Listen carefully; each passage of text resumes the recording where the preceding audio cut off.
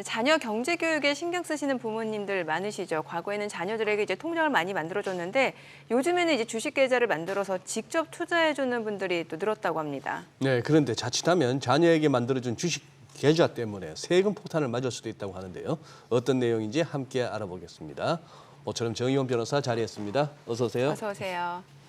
자, 지금 자녀들에게 조기 교육으로 경제, 금융 교육 서두르시는 분들 많다고 하는데, 자, 실전을 위해서 직접 투자도 늘고 지금 미성년 투자 비중이 좀 늘었다던데요. 네, 맞습니다. 코로나19 네. 이후에 주식에 붐이 불면서 미성년 투자자들의 수가 급증했다라고 합니다. 한국예탁결제원에 따르면요, 미성년 투자자들이 2019년 말에는 9만 8천 명 정도였는데 지난해 말 기준 75만 5천 명까지 증가했다. 즉 7배 가까이 증가했다 이런 보고가 있었습니다. 삼성전자의 경우에는 미성년 자녀들이 주식을 가지고 있는 보유율이 7.4% 정도 된다고 하니까 미성년 주주도 상당 부분 차지하고 있는 것으로 보입니다. 또 미성년 투자자들의 해외 주식 비중도 굉장히 늘어났다고 하는데요. 2019년 말 기준으로 해서 2배 가까이 증가한 추세라고 합니다. 네, 올해부터 그 미성년 자녀 계좌 개설해 줄 때 비대면으로 가능하잖아요. 네, 맞습니다. 원래는 법정 대리인이 부모님이라고 하더라도 네. 직접 지점에 방문해야지만 미성년 자녀들의 계좌를 개설할 수가 있었는데요. 이제는 법정 대리권을 가지고 있는 부모님이라면 비대면으로도 자녀의 계좌를 개설할 수 있게끔 금융위원회가 가이드라인을 개편했다라고 발표했습니다. 따라서 이제는 지점에 방문해서 자녀의 인감 등을 들고 가실 필요가 없고요. 이제는 모바일이나 비대면을 통해서 자신의 신분증, 부모님의 신분증, 그리고 자녀의 기본증명서, 그리고 가족임을 증명하는 가족관계증명서를 구비한다면 얼마든지 비대면으로도 계좌 신청이 가능하게 바뀔 전망입니다. 그것도 그냥 전부 모바일로 보내는 거예요? 네, 맞습니다. 사진 찍어서? 네, 맞습니다.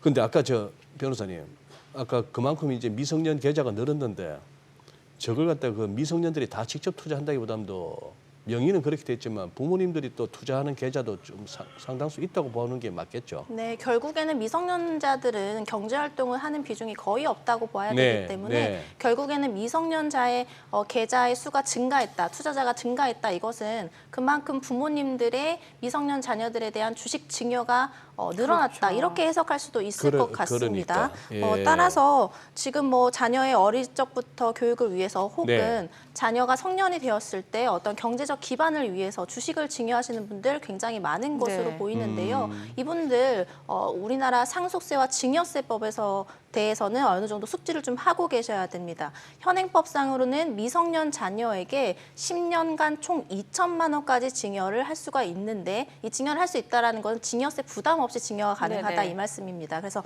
2천만 원 넘게 되면 결국엔 증여세 부담이 생기기 때문에 공제 범위의 한도 내에서 증여하시는 것이 현명하실 수 있는데요.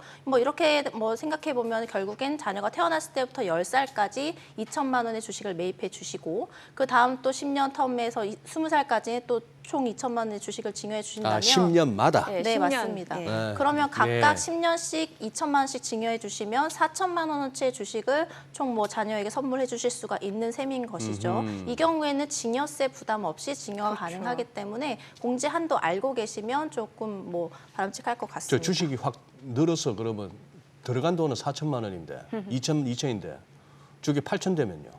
세금 내야 됩니까? 그 증여세 같은 경우에는요. 증여세하고 아닌 그냥 네, 증여 시점 이후에 발생한 수익금이나 시세 차익 같은 경우는 자녀의 수익금으로 보기 때문에 증여세가 그렇죠. 부담되지 증여세는 않습니다. 아니다. 네. 그러니까 자녀 입장에서 부모한테 돈을 받아서 주식을 매입했다 이렇게 계산이 되니까. 예. 오케이. 근데 예. 비과세 한도 내에서 주식을 증여하고 싶어도 그 계산이 좀 당장은 좀 불가하다고 하는데 이거는 또 어떤 내용인가요? 네, 맞습니다. 주식 같은 경우에는 단기 급등락이 굉장히 심한 예. 종목이기 때문에 오늘 주식이 5천 원이어도 예. 내일 주식이 10,000원이 될 수 그럴 있고 수도 있죠. 또 100원이 될 수도 있는 상황이 예. 되지 않겠습니까? 따라서 이 상장 주식 같은 경우에는 평가 방법을 법으로 정해놓고 있는데요. 증여일 당일에 금액이 2개월이 아니라 증여일 기준 시점으로부터 전 2개월 그리고 이후 2개월 총 4개월의 평가 기간을 두고요.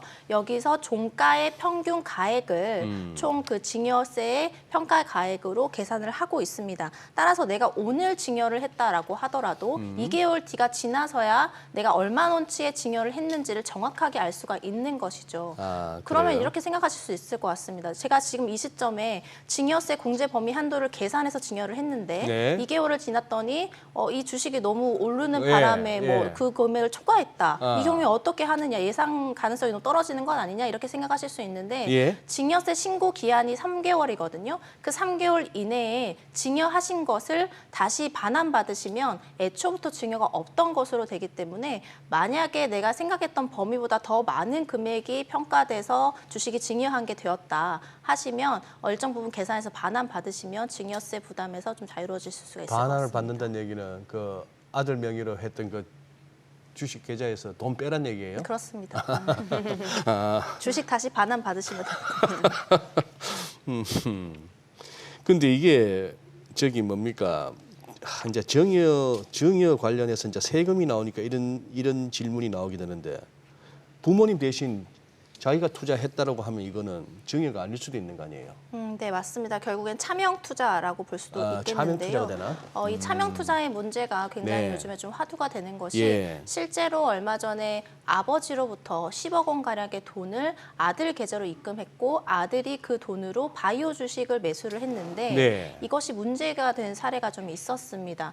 결국에는 그 아들 명의로 10억 원의 주식을 매수하자 그 국세청에서는 아들에게 연락이 온 것이죠. 우리가 알고 있기로는 부동산 같은 경우에는 자금 소명을 하라는 뭐 연락을 받기도 하는데 예. 주식도 받나 싶은 생각이 들 것 같습니다. 근데 주식 같은 경우에도 등기된 자산이기 때문에 국세청의 전산 시스템으로 얼마든지 누가 얼마너치의 주식을 샀는지가 확인 가능하기 때문에 자신의 소득 수준보다 과도한 금액을 뭐 매수하는 아하, 경우에는 예, 국세청으로부터 해당 자금의 출처를 소명하라는 연락을 받으실 수가 있는 것이죠. 예. 이 경우에 아들 같은 경우에는 아버지로부터 돈을 증여받은 것이 아니냐 이런 뭐 의구심을 가질 그렇죠. 수밖에 없기 때문에 증여인 경우에 증여세가 부과될 수밖에 없을 것입니다. 근데 우리나라 지금 뭐 세법은 결국에는 실질과세 원칙을 따르고 있기 때문에 실제 증여가 아니고 차명 투자라는 사실을 객관적으로 입증하기만 한다면 증여세 부담에서는 자유로워질 수도 있습니다.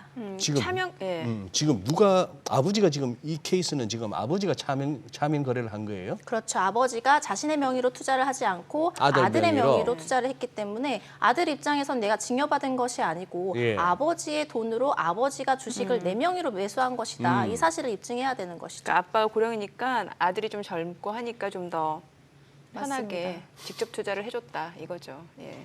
그거는 문제 안 되고요, 법적으로. 그러니까 차명 계좌 자체가 불법인지를 좀 여쭤보고 싶어요. 네, 차명 계좌 자체가 불법은 맞습니다. 예. 결국엔 차명 계좌를 이용하실 경우에는 뭐 형사상 징역 5년 이하, 벌금 5천만 원 이하에 처해질 수 있는 범죄인데요. 그런데 모든 차명 계좌를 번배로 취급해서 뭐 형사상 처벌을 하는 것은 네. 아니고요. 범죄 이용의 목적이 없는 가족 간의 차명 거래 계좌라든지 아니면 뭐 부모님이 미성년 자녀의 돈을 대신 관리해주기 위해서 뭐 차명 계좌를 사용할 수도 그럴 수 있기 때문에 있죠. 이런 경우에는 형사처벌이 되지 않습니다. 네. 따라서 만약에 사례의 아들 같은 경우에는 적극적으로 차명 계좌임을 좀 소명을 하는 것이 바람직할 것 같은데요.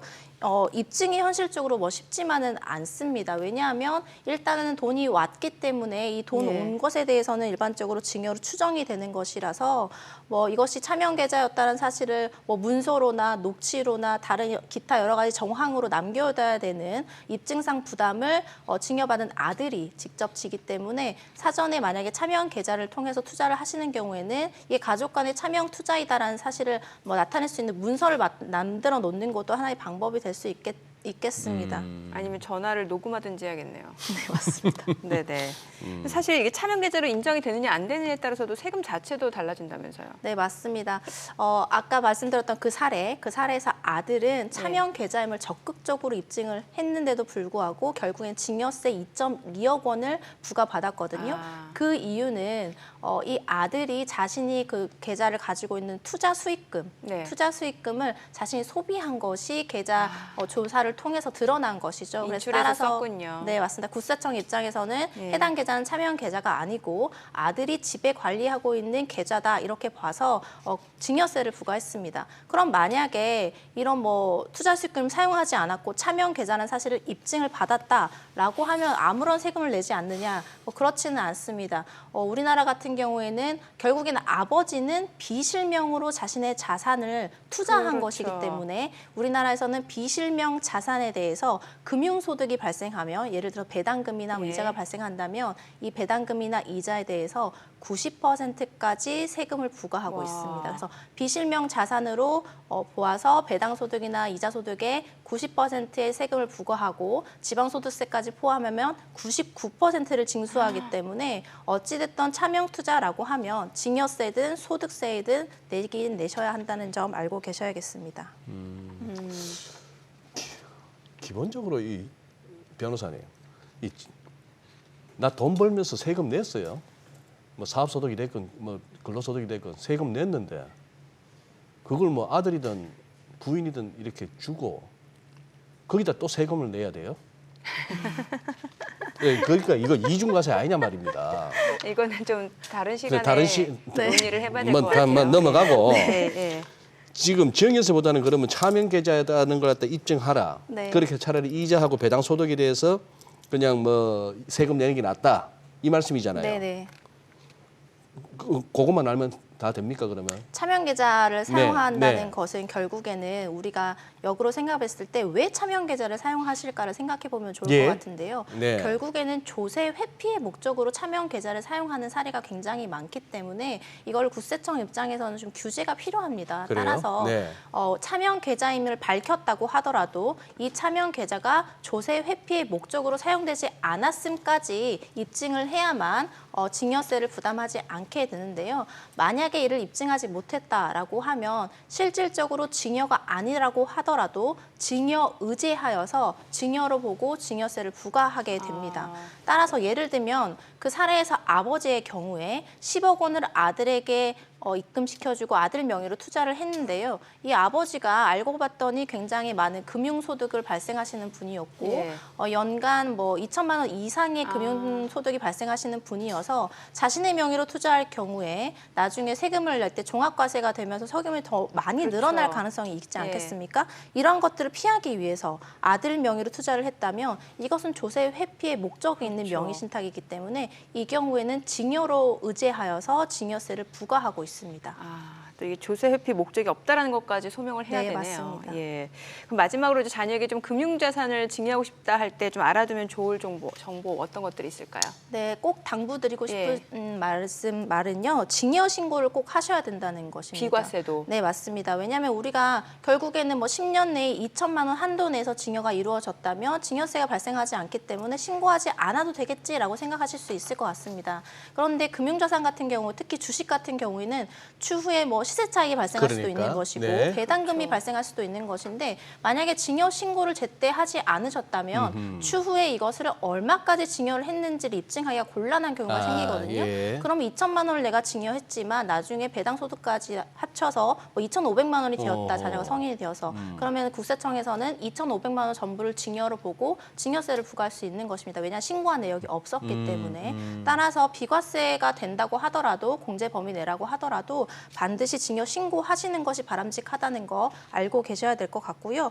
또 자녀를 위해서 증여를 해주고 나서 또 급전이 필요해서 부모님이 다시 그것들을 돌려받는 예. 경우도 생길 수 있을 텐데 이렇게 자녀에게 돈을 이전시키고 계좌를 이체시키고 다시 부모에게 이전시키는 행위 각각이 모두 증여에 해당할 수 있거든요. 아하. 따라서 이 점들을 좀 유의하셔서 각각 증여로 잡히면 결국에는 증여 공제 범위를 초과하는 상황이 발생할 수 있기 때문에 이거 계산하셔가지고 그 돈을 좀 계좌 이체시켜셔야 된다는 점도 알고 계셔야 될 것 같습니다. 네, 알겠습니다. 오늘 내용 잘 들었습니다. 고맙습니다. 네, 고맙습니다.